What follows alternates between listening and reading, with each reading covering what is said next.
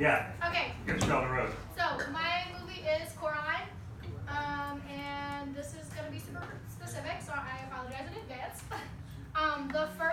The first like cut that is in the scene is a match cut from both her entering from this side of the world and then going into the house, and then I like that it gives you both perspectives because for some reason I thought that the door was gonna like float away. It gives like this weird like a bunch of movement, and then she closes the door, and then it's like all silent and all like very still.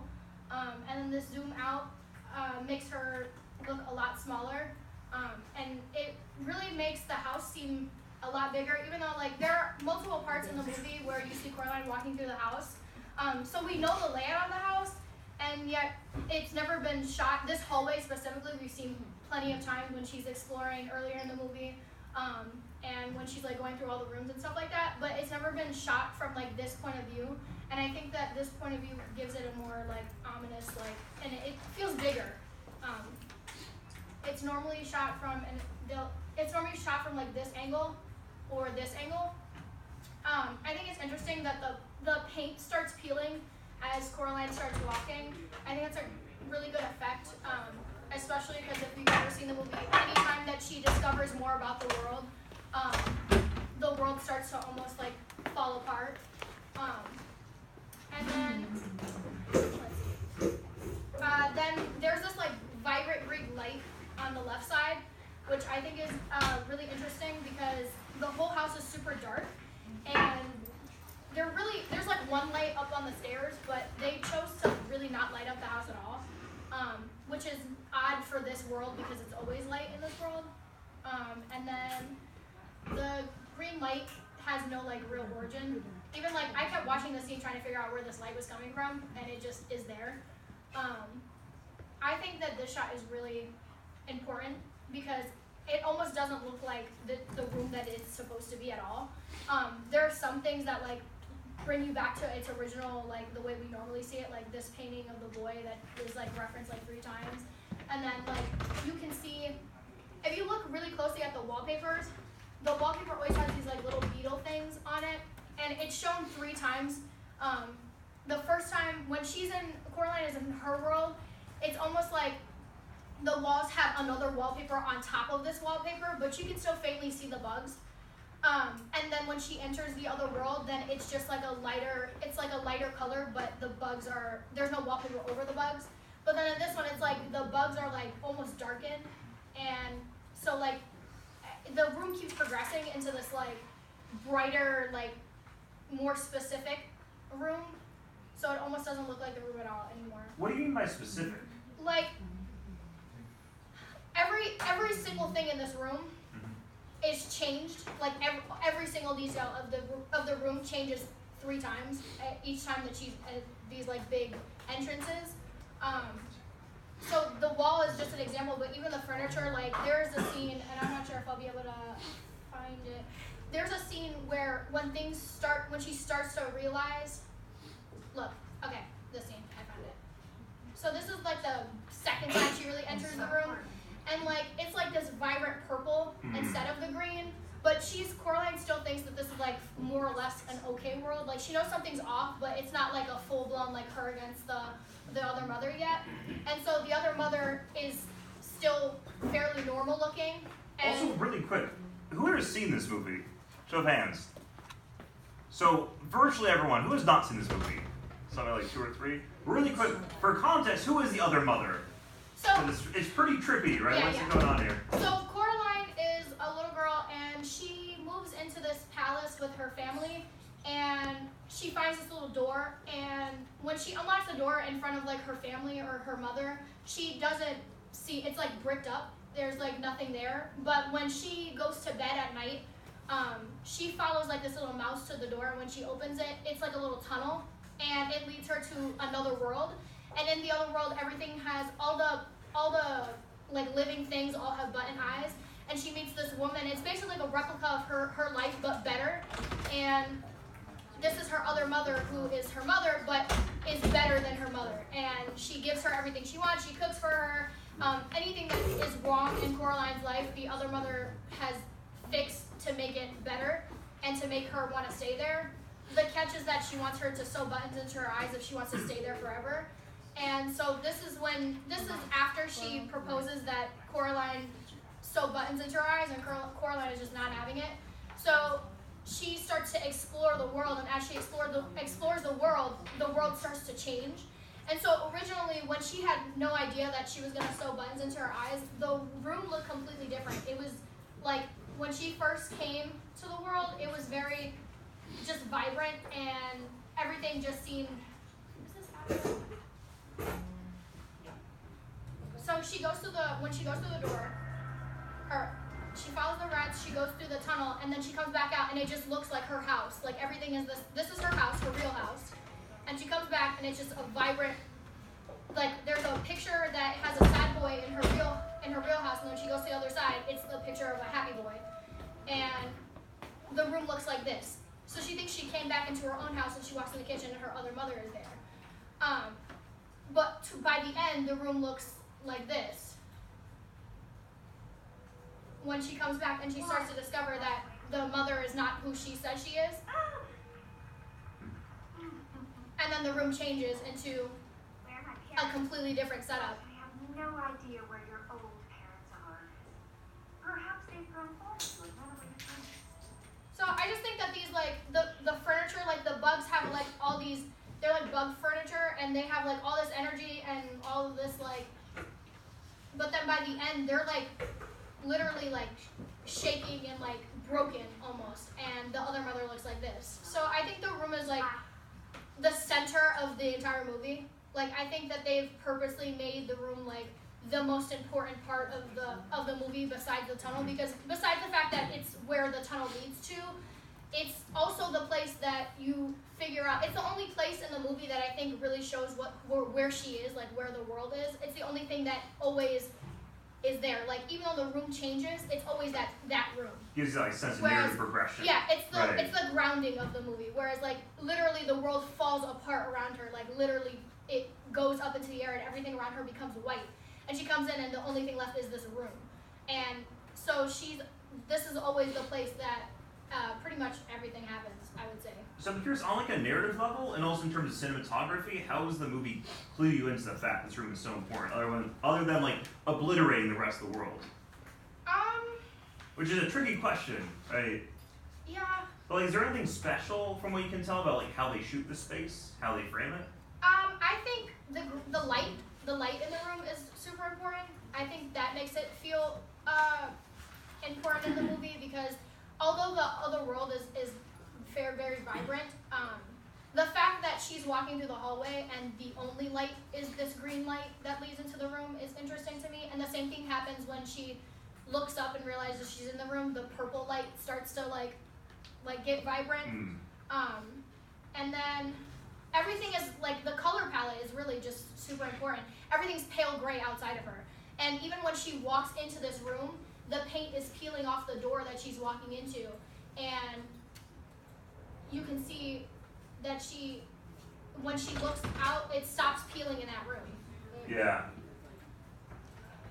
Oh, Like, that's see? interesting. So it doesn't. That's the one Like room that remains untouched. it stops peeling when she walks into the room. And so none of I noticed that. That's really none of the tough. walls are like, the only thing that's messed up in this room are the bugs, the bug furniture that is no longer furniture or functional. But the room itself is the one thing that's unscathed. Yeah. It gives you like a metric of like how messed up things have gotten. Like the further along it develops, the more creepy and disconcerting it gets. I didn't actually notice that, but that's really like a barometer for the creepy levels.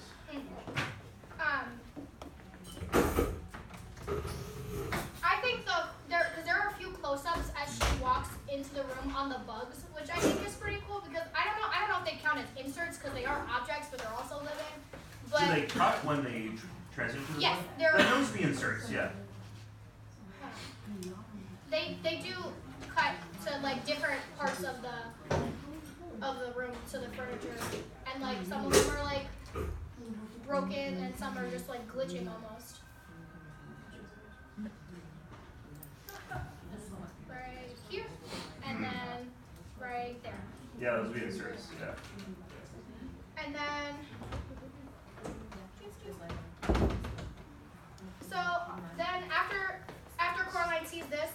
the camera shifts from Coraline's reaction to the other mother. And then what's interesting here is that the other mother's voice leads the camera to zoom in on her. Is the volume up? Because I feel like I can't hear it. Yeah, check if it's all the way. Oh, no, it's not all. There we go. Okay.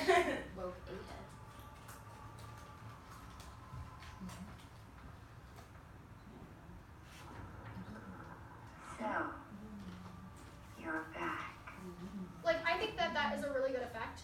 Like, it didn't just zoom in on her and then she started talking. Her voice, like, brought the camera away from Coraline. And I think that's interesting because the entire movie, the camera follows Coraline. The movie's called Coraline. So she controls where the camera goes for the entire movie. It follows her the entire movie. And this is the first time that we see the other mother in this form. And it's the bare other mother. Like, this is what she actually looks like. And because in all the other scenes, she still resembles Coraline's mother. Like, she's still trying to pretend that she's Coraline's mother. And this is the first time that there's really no resemblance to her mother at all. And I think that this was a direct attempt to display her power, her true power. And so it's the first time that we see how powerful she is, and she does that by speaking and literally taking the camera away from Coraline. Oh, that's a really good observation. Yeah. She like lures it away. Yeah. It's a terrifying shot. Like she emerges in the darkness and Right. Yeah. And again with the light, it's the same thing with the light. Where like as soon as we see her, that light is like gleaming down on her, and she controls everything in the room. Like even the camera, and she continues to control it as she stands up. No. I brought a friend. You know. And this scene is really like interesting to me because she's so big that she doesn't fit in the whole. She can't fit in here. Like she's so long and big, and like she's not like wide, but that presence still gives her like this really scary like over. I think it's a good way to show how powerful she is without making her like this giant like galactic-sized monster. Right. Yeah. Like she's very thin and fragile looking, but when she stands up like that, like if I was Coraline, I would be. It's like, terrifying. What's that? She'd be shook. Right. Yeah, she's really shook. I mean, I first read the book when I was like a wee urchin, and it freaked me out. Because also the front cover was just like a little doll of Coraline with like the button eyeballs. Yeah. And I had to like every time I went to bed at night, I would bury it between like 10 other books because it freaked me out too much. Aww. But what I also think is interesting here is like at the same time, once again the camera follows her. And we talk about this a lot, camera dictating like who's in control of the scene. Yeah. I also think this shot here is really interesting because, like you said, she doesn't fit in the shot. But I think that as we follow her up, the camera's tilted. Like it's like your Coraline looking up at her, Yep. Yeah. and that's so scary. That's what I was just gonna say. So besides first before that is I said that the dialogue was really interesting because she looks like this, the room looks like this, and Coraline just literally like they're both trying to beat a game so that she can sew buttons into Coraline's eyes and Coraline can get her parents and leave the place. But then she goes, "You know I love you, right?" Like, and then it's like this weird. The tone like kind of shifts from like kind of creepy to absolutely horrifying because she says this. Like, what do you mean? What would that be called? The fact that the line kind of like contradicts what's happening in the moment. What's the term for that? I'm not sure. I don't know. I think you know the like subtext. Oh yeah. Oh. Yeah, just that like because it'd be one thing if she said I was gonna kill you, that'd be still terrifying. Anything at this point would be terrifying, but like especially so when she says what you don't expect. Yeah. Right. And then I also pointed out that Oh. the tension in the scene is effective because of the way it's shot. Because Coraline shot from above, looking down at Coraline whenever the other mother is talking, but then whenever Coraline is reacting or whatever, and she's looking back up, like Kia said, it's the other way. It's tilted up to look at her, and she looks so much bigger. Like Coraline can't even see all of the other mother because she's so big. And then you get little old Coraline, you can see her whole body, like, Right, the and you can see the cat. Like, Oh yeah, and then the fact that just like the hand takes up Yeah. like the same amount of screen Yeah. as she does is wow. let's see.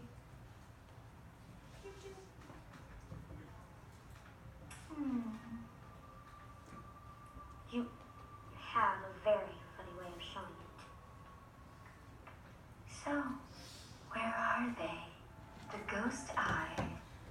So I noted this one because I thought that it was interesting that even though the dialogue talks about the other mother wanting the eyes, there's no insert or like no like you at this point if you're not paying attention you don't even realize that she still has them.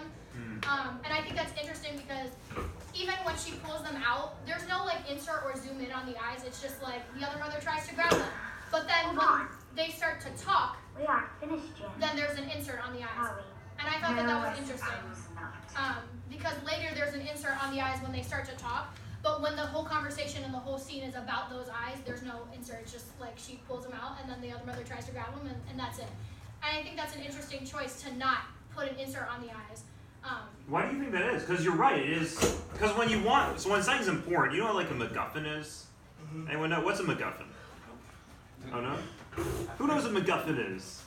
Yeah. It's usually like like if it was a superhero movie, it would be the all-powerful sword, you know, they're fighting for it. It's the Infinity Stone. It's the Infinity Stones. Yeah. The Infinity Stones are just a bunch of MacGuffins. A MacGuffin is just a really important item that you go on like a quest to get. Like the one true ring is like the quintessential MacGuffin, right? And usually when there's a MacGuffin, which is really just a plot device, like push things forwards, you get an insert of it, right? Every time there's an Infinity Stone on screen, you get to see like close up the Infinity Stone.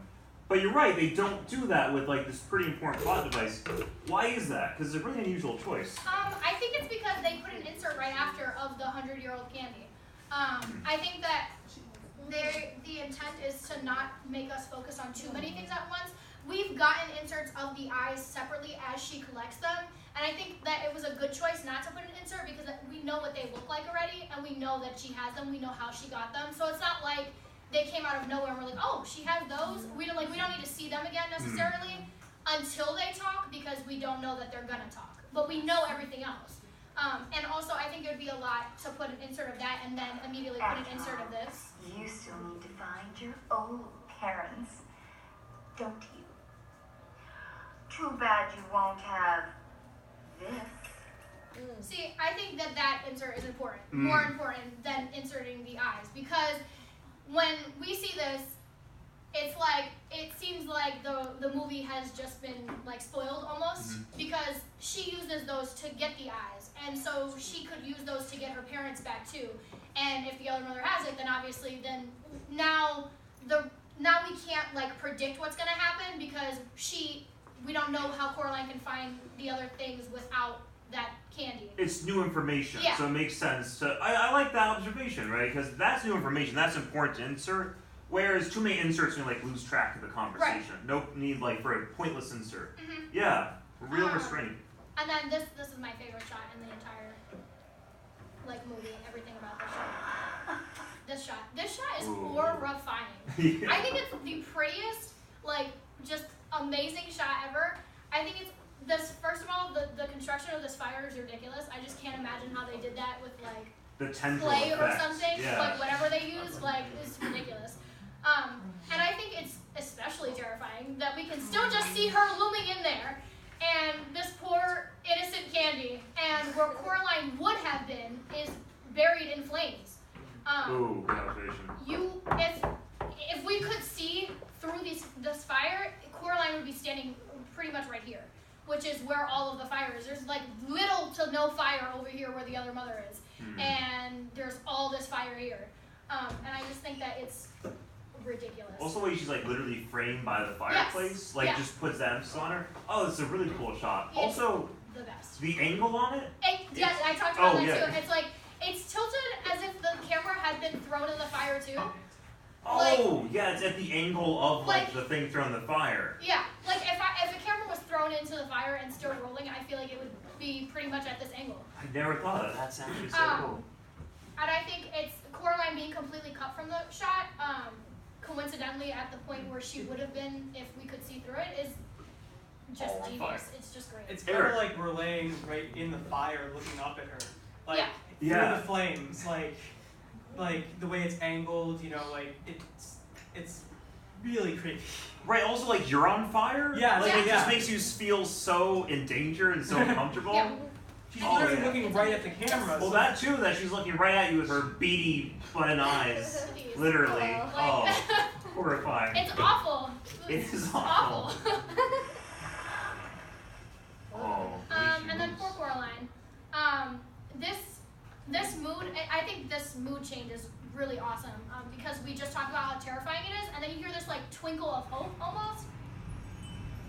and then there's an insert of the eyes. And I think that transition is really important. They could have done that without the sound easily. Yeah. Like the first few times I watched the scene, the sound kind of seemed like it didn't belong there. But then I was like, well, the eyes don't belong there either. And I thought that was really interesting because you go from this like really like dark, like, oh, well, she just threw that in there, so Coraline, you're kind of dead. And then there's a like twinkle, and it really is a twinkle of like hope. It changes the entire mood of the scene like very quickly. You're like, oh, they talk, and Also, it makes sense because it does feel out of place in the scene, but that's exactly it's like a bleak scene, and all of a sudden you get that like end the movie when the character comes back alive suddenly, and there's like the twinkle, yeah. And then so the eyes start to like the children, they start to like give her advice, and they're like, oh, you have to be careful and make sure that you play the game right, because even if you win, she's not going to let you go. And I think that this insert is it's effective because I think it's effective because like we talked about earlier, it's new information, and also the fact that like if these eyes didn't start talking, Coraline would be, you know, in a bad place. Like it would pretty much be over. And Like how like now we get the insert on the eyes because now there's new information. I think it's interesting that it seems like the twinkle only Coraline can hear, even though it's in the same room as the other mother. Like the other mother doesn't have, in fact, the next shot after they say this, it goes back as if this is like a separate scene, because the other mother just turns away from the fire as if like she was not part of that at all. So I'm curious, do you think that's a diegetic or non-diegetic? I wrote that. I said it's weird because I think it's diegetic because Coraline can hear it and we can hear it, but the other mother can't. And so it's like... Yeah, it's tricky, right? And Coraline can hear it because that's what she hears first, and that's why she turns to the eyes. Like, that leads to her turning. They don't talk first. The twinkle happens first, and then she looks at her hand. So she can hear it, but the other mother makes no reaction, and the way it's shot makes it seem like she was just staring at the fire. Right. Like, she's still in this beady eye looking doing the at the... creepy, like, fire thing. So, it's weird because they're in the same room, and it's pretty loud. It's loud enough for Coraline to hear it. I'm not sure why the other mother can't hear it. Even if you win, she'll never let you go. And then this is interesting because the camera was pretty stationary, and I don't think this isn't handheld, but this feels more handheld than the others, whereas like it's more fluid, I guess. Right. It's like an eye line shot where like it's like acting like a pair of eyes, which is kind of nice because she's looking at eyes. And so we become like Coraline's eyes, and she looks up. It like drags itself from the eyes up to the door, and then it drags itself to the, I think the other mother, if I remember correctly. Oh, back to her. And then it becomes that like standard stationary camera set again. So it's just like a little like, I don't know, it's just like a little change of like the way that they film, the technique that they use. And why have they changed the technique there?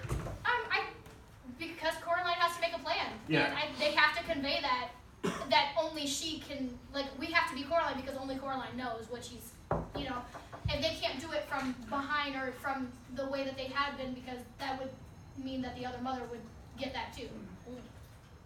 And I think it goes back to what we talked about earlier, where the other mother's voice takes the camera away from Coraline, and Coraline takes the camera back. Right, yeah. So this is her, like, regaining control of the camera. Because the scariest, the lowest low of the scene is that fireplace shot, right? Like, she has complete control of camera, but then the second there's that twinkle, we haven't seen the mother for, like, several shots now. Right. Right. And then we get Coraline first, and then the other mother. I already know he said mother. Like, she has no idea what any of that happened. Like, I thought she was turning the fire the entire time. Like, literally, she's been looking at that fire for a minute. she really likes that fire. I was also going to notice, like, the fire's foreshadowed in an interesting way, because before you brought out, like, the pale green light that so distinct, and, like, that's the fire. Like, it's foreshadowing the fire, so every, like, the centerpiece of the scene is, like, foreshadowed as she's even entering the room. Well, produce them. They're behind that door. And then I think that this angle is really weird. It's because this is the first time we see them together in the same same shot, but like they have to film it at this angle because she's so big. Like, so it's like this awkward, like we can kind of see the room, but then we can't see what she's pointing at, which is interesting because she's pointing at the door, which is the thing that we need in the movie. And they're like, yeah, but we can't fit them all, so this is the center-ish of the room. Because this circle is the center of the room. Right. And then they're standing on the edge of it, and this like, it's like the really odd-shaped room. Really, there's not a lot of words for this. It's a weird shot. Like, yeah. it's so weird. Everything's so like topsy-turvy and like. Not kilter. Yeah, it's weird. Also, this wasn't there before. This like guard. Oh. But now it's in the shape of a bug, which is maybe not consistent, but also it has to be consistent because they handmade all this stuff, so they had to know that they put that there, and didn't put that there before. Yeah. Well, are things changing throughout this house? Exactly. So I mean. So it could just be like a, I don't know. Thematically consistent. It's a bug. Yeah. Oh, they are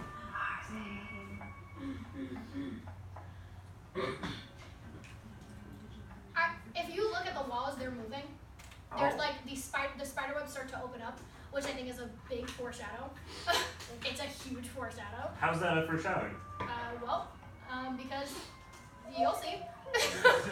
I mean, but the walls moving suddenly is ridiculous. Also, this is so sad. Look at her crying. Like, it's so intentional. Like, they had to literally make her like cry, like crafted her crying. And it's so Crafted her like, That'd be a great band I name. mean- But like it's so because then it's gone. Like it's so intentional. It's just beautiful. I just love everything about this movie. I can't help it. I just love this movie so much. They'll be there, all right? You're wrong, Coraline. They aren't there. And then this, which I'm not getting into it because it's not my scene. I don't know if it's your scene, but this is interesting because this. I mean, even when I showed you guys earlier, this is not at all what the room looked like. And just like the room, it goes through 3 different transformations where at first it's super bright, and then it's like really dusty and has like kids' toys all over the place, and then it's like completely cool.